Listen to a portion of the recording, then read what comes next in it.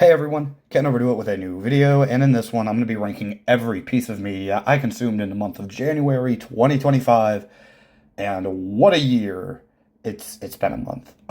For those who are unaware and don't keep up with the channel lore, I had a lot of familial issues going on at home this month. Or not issues, but problems that arise that I had to subsequently deal with. And in the middle of that, I decided it would be a good idea to contract pneumonia. It's been a month, man. I had to take 11 days off of work. So this month was rough for me, but I did get through not a lot of media necessarily, but the media that I did get through this month, I like they're pretty large portions. So hopefully that makes up for it a little bit. And then in February, I'm just going to be trying to get through so much media so I can make a longer video for one of these. But in any case, I'm actually not going to script this video. This is all going to be completely off of the dome because, quite frankly, I don't want to write a script for it, and I don't think it really needs it because all of my thoughts are pretty fresh. The worst piece of media that I consumed this month ends up being a manga that actually finished, which is still so bizarre to me, but we'll talk about it. At number 4, I have Komi Can't Communicate, the manga, obviously. Komi Can't Communicate is 499 chapters long. Do I recommend it? Maybe, I guess, if you want like a turn your brain off read. Here's the thing with Komi-san Can't Communicate. It has some really, really good scenes. The early 300 chapters really stick out to me. Everything to do with Monbagi was really good. Obviously, you have Komi and Tadano, who are both really good. But then we start getting into my biggest issue with Komi Can't Communicate. The inconsistency. Oh my god. Especially as somebody who was caught up with the manga since like probably chapter 280 or so. Like I said, there's some really good scenes in this manga. But to get to those scenes, you have to push through so much mid content. I'm sorry, but it is true. There is so much mid in this manga. But it's worth it because, again, there's some really good scenes. And even just if we break it down to the very concept of the manga, talking about this social anxiety, this really discussion about social anxiety, I don't think it's portrayed that poorly here. Obviously, it's greatly exaggerated for the sake of the story, but I really don't think it's done that poorly. I don't think that it's handled poorly. But again, there is so much mid here. I have such an issue trying to process my own thoughts on this manga and give it one definitive score because there are genuinely some 9 to 9.5 out of 10 scenes in this manga. But there's also a lot of like 5 to 6 out of 10 scenes in this manga. So take that for what you will. I am glad that I read it. I'm glad that it finished. I genuinely did not believe that it ever would. And the ending itself was all right. It wasn't bad. I would hesitate to call it a great ending, but it wasn't bad. So at the end of the day, Komi Can't Communicate left me perfectly satisfied. Personally, I give it like a 7, maybe a 7.5 out of 10 if I'm being generous. But it's definitely the lowest placing piece of media on this list. Now, number 3, and I've got some stuff to talk about with this one. At number 3, I have Gintama, episodes 1 through 50. Oh, but can't overdo it. Season 1 actually has 201 episodes, so it doesn't make sense to talk about this first 50. Yes, it does. Because I've been getting through Gintama over the course of like 2 or 3 years at this point, and I've pretty much never talked about it to any extent outside of the one post I made about it, and we will talk about that post. But okay, you know what? I need to get this off of my chest before I even start talking about Gintama itself. There were some comments on that post, and I'm not calling anybody out, but there were some comments on that post that said, well, I understand that you didn't really like it, but, keep going. Keep going. It's really good, I promise. Guys, I liked Gintama. However, I have critiques with Gintama, two things can be very true at the same time. I apologize if I made it seem as though I didn't like it, but like I do have critiques with the show, but I enjoyed it. Like I didn't drop the show. Had to get that off of my chest real quick. No, I am not dropping Gintama. I will continue to get through Gintama, probably at a similar pace to how it's been going, because that's just how I am with very long media. It's very hard for me to get motivated when I know I have another 300 episodes to go. But I like Gintama. It's just inconsistent to me. Similarly to Komi Can't Communicate, not to the same extent at all, but similar to Komi Can't Communicate, Gintama has some really good episodes in the first 50. Episodes 39 through 42 is a prime example. 39 was probably my favorite episode, which is kind of insane because my favorite character, obviously Gintoki, was barely in the episode, if at all, if I'm remembering correctly.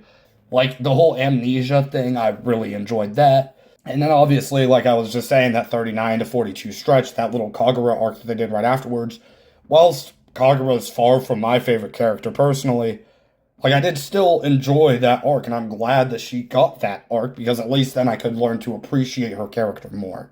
I already touched a little bit on Gintoki. He was my favorite, bar none. I also really, really liked Okita. I don't know why. He's probably my second favorite character. Just something about him, man. I loved Okita. He was great. Who else? Shinpachi.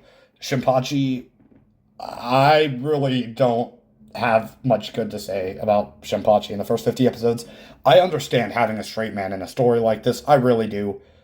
But at the end of the day, he's still a straight man, and like it, I just did not click with him very much. He did have some good scenes, I will give him that, but a lot of his content I was not a very big fan of. But I want to make this point very clear. Again, I do like Gintama, but there were some really bad episodes to get through. There were episodes where literally nothing happened. And again, I get it. I understand. I could just skip the filler, but I'm not going to do that because I think that's stupid, quite frankly. If I'm consuming a piece of media, I'm going to consume everything about it. Yes, I like Gintama. I am not dropping Gintama. It's like a 7.5 out of 10 for me right now. As of the first 50 episodes, that ramen episode 39, that shit was like a 9.5, maybe even a 10 out of 10 episode for me personally. Like, there's a lot of times in Gintama where I just wanted people to stop talking, where I just wanted to get to the next episode. And whilst having that feeling sucks, like, it's undeniably a part of how I feel about the show, and it should not be ignored, despite me overall liking the story. Now for the top two, and this sucked, to be completely honest with you, because on one hand, you have a piece of media that I consistently enjoyed from start to finish. I was hooked on it. I loved it. I got super invested into it. On the other hand, you have a piece of media that I did not enjoy anywhere near as consistently. But when I did enjoy it, I enjoyed it so much more than the other piece of media.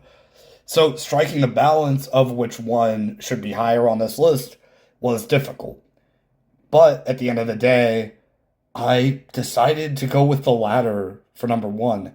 So because of that, unfortunately, at number two, I have Utawari Rumono, The Mask of Deception, which, again, sucks. I hate the fact that this has to be number two. But the more and more I was thinking about which piece of media impacted me more personally, I could not put number one at number one. So, for the uninitiated, Utawari Rumono is a JRPG slash visual novel. It's on Steam. All three games are Prelude to the Fall of Mask of Deception and Mask of Truth. I'm actually currently reading through Mask of Truth. I'm hoping to get that done in February, but I know that one's longer, so we'll see if that happens. Prelude to the Fallen and Utawari Rumono was a very inconsistent read to me. I enjoyed it, but at the end of the day, I didn't really invest a lot into the characters outside of like Hawk Wolo and Karulau. With Mask of Deception, though, I loved the slice of life content in this. absolutely loved it. I loved Haku. I loved Relutier. I loved Atui. Kuwan. Like, pretty much any character with actual narrative significance, I liked. Ukon was goaded. Ashtor was goaded. Every Nekone had some really good scenes, especially towards the end. Even the pillar generals like Raiko and Vurai, I genuinely enjoyed them as well. But I'm leaving that coffin. But Maruro. Oh my god, Maruro. Okay, here's the thing.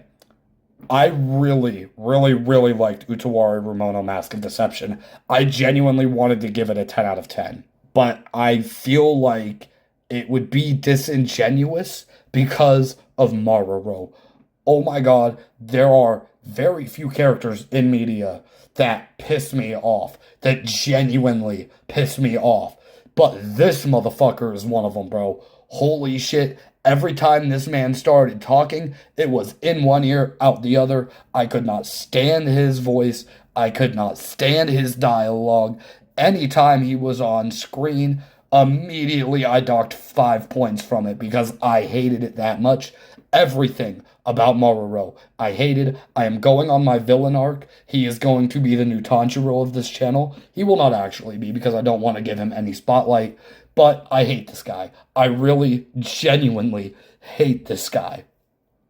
And I was told he only gets more importance in Mask of Truth, which, god damn it, that sucks. But I do have one issue with Utawari Ramono that keeps it out of the number one spot. And unfortunately, that's the overarching narrative. I really like the slice of life content on display here. I genuinely got really invested with all of the main cast, with their interactions with one another, even the smaller shit. Like when Kuwan and Haku went to the village towards the start of the game, and they were just trying to make a living there, up to the point where they got pretty much drafted into the service of other people. I loved that. Seeing this group of misfits come together to form a cohesive unit was so enjoyable. I really genuinely liked it. Even some of the smaller characters who didn't get as much screen time as I would have liked, like Munechika, I liked them a lot. With all that being said, Utawari Ramono, as much as it does have absolutely amazing slice of life content, it does have an overarching narrative that, whilst I cared about, I wasn't that invested in it. And I had a similar thought process with Prelude to the Fallen without as much investment in the characters themselves in that one. The narrative in Mask of Deception is good. I want to make that very clear. It is good. I just personally was not that invested when it got to the last couple hours of the game because, again, I just didn't really care for it. The lore surrounding the narrative is amazing. I genuinely love the world here. I love the twists. But again, despite how peak the actual ending is, like I'm talking the last 15 to 20 minutes, what was happening between the characters, I loved. The surrounding circumstances, I guess. Again, it's not bad, but I just didn't care as much anymore. But with that out of the way, I loved Mask of Deception. I really did. This shit was so good. I got way too invested in Relutier as a character. Like, I started celebrating every time she got screen time. Like, oh, hell yeah, you got this. I loved it. Haku is a really great protagonist. I cannot wait to see what he does in the later installments. I think that he's going to be really high on my list. I just got a feeling about it. Kuwan is a great deuteragonist, just a very fun presence. Relutier and Kokopo, oh my god, I didn't even talk about Kokopo. Kokopo might be the single greatest character in all of fiction. Zenith of the Medium, Monica Victimizer. I'm kidding. But Kokopo is awesome, and he absolutely obliterates Maruro in every single way. The world is great, the characters are great, the slice of life content is great. I loved Mask of Deception. And yet, despite that love for Mask of Deception, it could not be number one. And the reason it couldn't be number one is because I also happened to finish Library of Ruina this month. Dude, what a fucking story, man. Genuinely, the more time I spend away from Library of Ruina, the more I genuinely appreciate what it is and what it did. For those who don't know, Library of Ruina is a part of the Project Moon universe. There's things like Lobotomy Corporation to get through first. I also recommend checking out the Wonder Lab comic that I also read. It was really good stuff. And then you have Library of Ruina. And let me make this clear. I mean, Wonder Lab aside, obviously. Lobotomy Corporation and Library of Ruina are hard games. Very difficult games. Lobotomy Corporation works on a calendar system where you're trying to make it through 50 days or 50 levels. I got to level 11. I got to day 11. And then I had to quit because I could not get past day 11. No matter what I did, I could not do it. So, when I went to my Project Moon enthusiast friend and I asked him about Library of Ruina, he said, "Oh, yeah, it's a lot different. And also, hey, it's a lot harder. Like, a lot." Let me put this into perspective, okay? The way that I got through the Library of Ruina was reading all of the books on a wiki.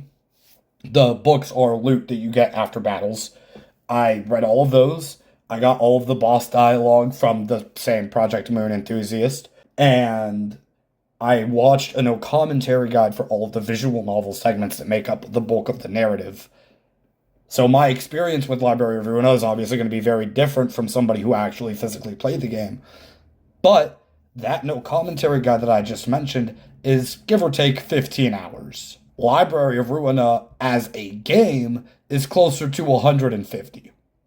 So, if my options are 15 hours or 150 hours, I'm sorry, I'm taking 15 hours, absolutely. And whilst I do feel like I did genuinely miss out on some of it, because with Lobotomy Corporation, while I did not finish the game, getting to play those first 10 days, getting to complete those first 10 days, did enhance my experience because I understood the gameplay loop. With Library of Ruina, I didn't have that experience. I never touched the game, I never downloaded it, I never bought it. That did not matter. That did not affect my experience. I loved the story of Library of Ruina. Whilst I could talk your ear off about Roland and Angela and how their dynamic is so fucking peak, especially towards the end. Whilst I could talk about the tragedy of Roland and all of his trauma and his relationship with Sorrow, or Angela's literal million years in solitude, I don't want to touch on that. Instead, I want to focus on the world building because holy shit, Library of Ruina is so fucking good with world building. I say it, I think that the Project Moon universe up to this point, up to the point that I have read, which is just through Library of Ruina, I haven't started Limbus. The world building is some of my favorite I have ever seen ever, which is also a trait of Utawari Ramono, by the way. But I love the world of Project Moon. Everything about it. I really liked the prescripts. I absolutely love the lore of Lovetown. I love everything to do with the warp trains, the system that they're able to put in place, the twists, the turns, everything about Lovetown is awesome. It is existential horror at its finest. It is no secret on this channel that Monica is one of my favorite characters of all time. And she, to me, embodies the concept of existentialism. So if you put in my face this lore dump about existentialism, I'm gonna be invested. I absolutely loved everything to do with that. I think that it was executed phenomenally. Everything to do with the prescripts, with the index, with the hand, with the thumb, the ring, everything. Everything. I loved it. I absolutely love the world that they crafted in Library of Ruina. I think that it is an excellent realization of all of the potential that they had in Lobotomy Corporation. And like I said before, both Angela and Roland are amazing as a main duo. I can very safely recommend getting into the Project Moon universe, again, starting with Lobotomy Corporation, preferably. But the best part about the Library of Ruina is that whilst 100% I recommend experiencing Lobotomy Corporation first, you don't even necessarily need it. When you get reintroduced to these characters that show up in both games, you get this sense of familiarity if you did play through that game, but it also serves as a new introduction to these characters. And again, you're not going to understand all of the little references that are hidden within them. You can, in theory, play Library of Ruina without playing Lobotomy Corporation. Again, I heavily do not recommend it, but you can. Oh, and the soundtrack. Oh my god, the soundtrack. There are some songs that are just absolutely amazing. The only one I'm going to talk about though is Gone Angels. I have an obsession with this song. I should not have liked this song as much as I did, but I absolutely adore it. I listened to it on repeat. I will probably continue to listen to it on repeat. It's so good with full context. I can't get enough of it. Oh, I didn't even mention, again, this video has no script. I'm so sorry. But Roland and Angela, I need to talk about this super quick. On my top 100 characters video series, part 2 hopefully next week. I don't know, guys. I'm trying, okay? But in any case, that video, those characters, I locked in that list on December 31st of 2024. I'm not going to change the order. However, Angela was in part 1. She was around spot 80 or so, if I'm remembering right. Angela now is at number 12 currently on that list. And Roland, who was not on that list at all, because obviously I never got to experience his character, is now number 13 on that list. When I tell you these characters are phenomenal, I am telling you they are fucking amazing. And no, that list is not writing. That's just like my personal favorites. But their writing is also just so fucking good, both of them. Genuinely, it's amazing. But anyways, I do have one huge critique with Library of Ruina that quite frankly keeps it from being a 10 out of 10 for me. It's a 9.5 out of 10. Same with Mask of Deception. But here's the problem I have with Library of Ruina. It's actually the same problem I have with Steins Gate, which is a really weird comparison, but, hear me out. The first half of Steins Gate and the first half of Library of Ruina are both 100% necessary. They both add to the feelings that you're going to have in the second half of both. Despite that, despite it being necessary, despite the building blocks being there for the foundation for your investment in the second half, it's still so much worse than the second half in both cases. I've grown to appreciate the first half of Steins Gate more over the years than I initially did, but the second half is where Steins Gate really hits its stride for me. The exact same thing applies to the Library of Ruina. I was super invested in the second half of this game. I absolutely loved the second half from start to finish. Everything about the second half of this game is amazing. Genuinely 10 out of 10. Some of my favorite stuff ever. But the first half has really good world building. You get introduced to a lot of good characters. And you see the building blocks. You see the foundation for Roland's dynamics with all of these other characters, including Angela. When everything comes into play, that's where Library of Ruina is at its best. So that's what I'm saying when I said earlier about like my top 2 being really difficult. I consistently enjoyed the Mask of Deception from start to finish. I didn't necessarily love Library of Ruina from start to finish, but the impact it had on me personally was so much greater, and that is why it is my number 1 piece of media for January of 2025. Man, this was difficult. Let me also just state this for the record. I am going to be trying to edit this audio down as minimally as possible. So if there are any points at which my voice just gives out, I'm still recovering from literally having pneumonia and practically being on a deathbed. So that's why that's happened. And if I leave some of them in, absolutely my bad. In any case, I hope you guys did enjoy the video. Like I said at the start, hopefully in February, I'm going to try to push through a bunch of different media. That way I can talk about a lot of different media. And we will just see how it goes. So, as always, take care, y'all.